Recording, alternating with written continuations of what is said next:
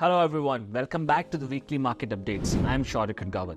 This week, Indian market started on a weak note as we have received a very weak handover from the US market.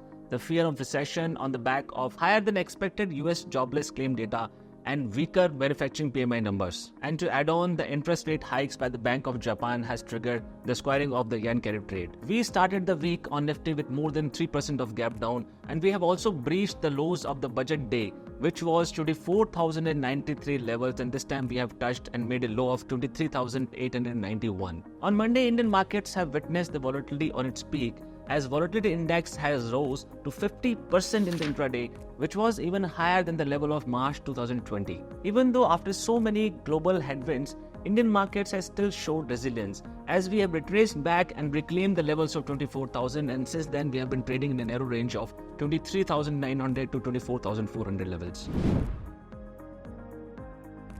This week, after witnessing the major sell-off on the day of Monday, markets have recovered a little bit. Nifty जहां 23,892 के levels को touch करने के बाद थोड़ा stabilise हुआ और बाकी रेस्ट ऑफ द वीक में 24,000 से 24,400 के बीच में ट्रेड करता रहा.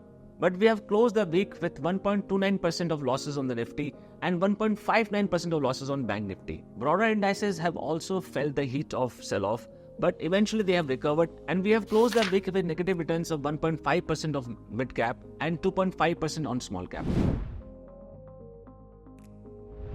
Under the tremendous pressure of US market sell-off and global negative cues, Indian investors have chose to invest in the defensive sectors such as pharma and healthcare. इस हफ्ते pharma और consumer goods investors की पहली पसंद रहा. जहां pharma 2% के positive के साथ बंद हुआ, वहीं कंज्यूमर गुड्स में 1% के आसपास की तेजी देखी गई. The weakest sectors for this week were construction and metals. Construction sector has witnessed heavy sell-off and it has clocked the negative gains of 6.5% through the week, whereas metals closed with a 5.5% of negative gains. The FIs have continued with this selling spree, and this week alone they have sold more than 22,000 crore rupees of stocks in the cash market. DIs have tried to compensate them and bought 19,000 crore rupees of stocks in the cash market. FIs अपनी long positions को भी लगातार trim कर रही हैं.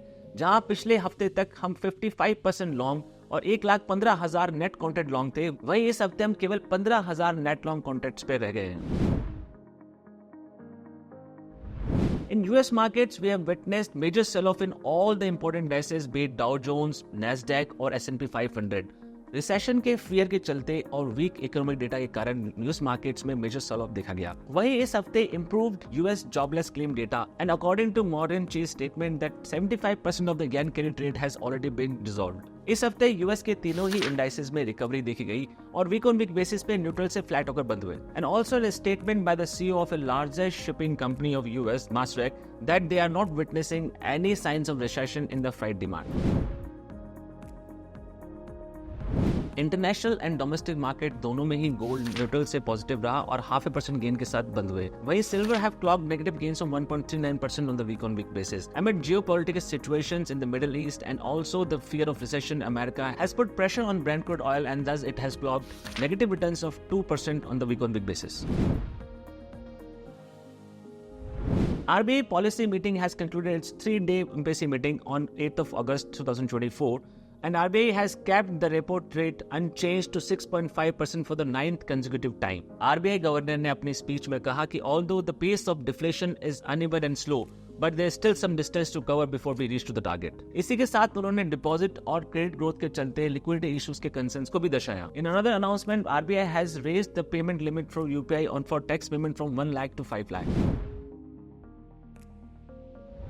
Real estate investors के लिए एक खुशखबरी, क्योंकि सरकार ने फैसला किया है कि 2024 बजट में हटाए गए इंडेक्सेशन के बेनिफिट को फिर से एक बार लागू कर दिया गया है. अब जो भी प्रॉपर्टीज 23 जुलाई 2024 के बाद खरीदी गई हैं, उन सभी इन्वेस्टर्स के पास ये ऑप्शन है कि वो चाहे तो इंडेक्सेशन के बेनिफिट लें टैक्स फाइल करते वक्त, या फिर नए बढ़े हुए टैक्सेस 12.5% के हिसाब से टैक्स फाइल करें. As the corporate result season is in their last leg, the Pidilite have posted a very strong set of numbers, जहां उनका प्रॉफिट 18% से बढ़कर Y on Y बेसिस पे 550 करोड़ के आसपास पहुंच गया है। रिलायंस जियो ने 2023-24 में 42.4 मिलियन सब्सक्राइबर ऐड किए हैं और अब 5G टोटल कैपेसिटी का 85% कंपनी होल्ड करती है। वहीं वेदांता ने अपने क्वार्टर रिजल्ट्स में बड़े स्ट्रॉन्ग नंबर पोस्ट किए और उनका प्रॉफिट 36% से बढ़कर 3600 करोड़ के आसपास पहुंच गया है। This is it for this week. Will come up with more important information in next week. Till that time, stay tuned with us. Thank you so much. जय हिंद।